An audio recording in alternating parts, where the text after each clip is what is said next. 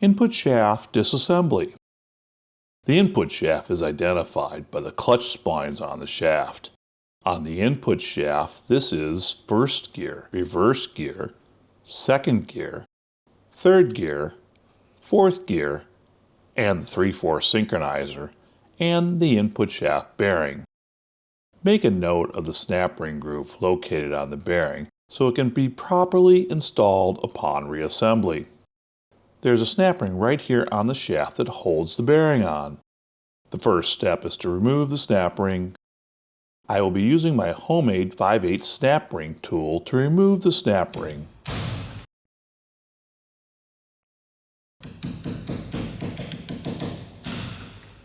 Here we can inspect the snap ring.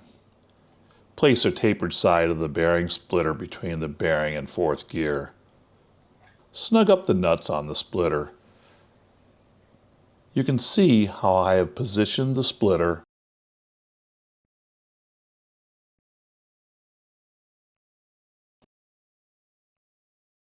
Rest the splitter on the input shaft on the press plate so that the splitter bolts are supported by the press plates. Operate the press and make sure to hold on to the input shaft when pressing off the bearing.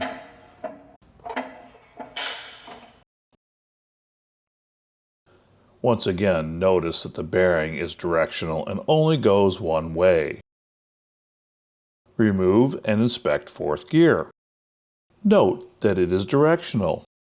Remove the split bearing. Remove fourth gear blocker ring and inspect the blocker ring. Check the measurement clearance between the gear and the blocker ring. Check to see how well the blocker ring grabs onto the gear and see if it wobbles. Look for a spacer underneath the bearing and remove it. That revealed a snap ring that has to be removed. Remove the synchronizer sleeve, being extra careful not to lose the keys and springs. Before fully removing the sleeve, take a note that the sleeve is directional. The edges on the sleeve are slightly different. The side that faces fourth gear has a small lip on it, and the other side is flat. Remove the keys and inspect to see if they are directional. Is the bump centered or off-centered? After inspecting the keys, set them aside. Remove the springs and inspect them for wear. Check the coils for separation, being bent and even height. Take a close look to see if the keys are worn. These look good, so I won't need to replace them.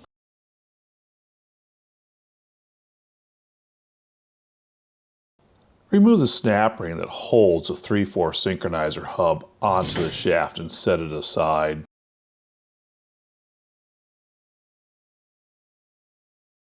Use the flat side of the bearing splitter and install it between second and third gear with the flat side resting on third gear.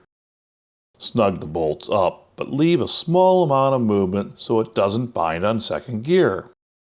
Support the shaft and splitter onto the press blocks, making sure the splitter bolts are supported by the blocks. Align the ram with the input shaft and lower the ram to remove third gear and the synchronizer hub. Make sure to hold on to the input shaft from the underside so it does not drop onto the floor. Inspect the hub direction because it's directional. Look at the center splines and the height of the boss area for the splines. Notice the boss height is about the same. However, the splines on one side are flat and on the other side they are recessed. The side with the recessed splines faces third gear. The blocker ring and gear can now be inspected for proper direction. Remove third gear split bearing from the input shaft.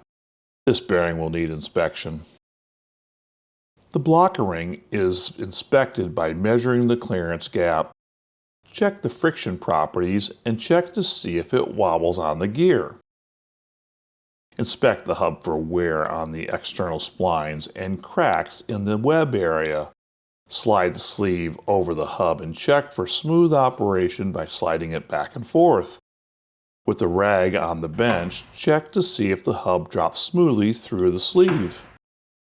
Carefully inspect the sleeve clutching teeth on both sides. Inspect the sleeve for wear in the location where the shift fork makes contact. Inspect the fork where it contacts the sleeve. Inspect both sides of the shift fork for wear.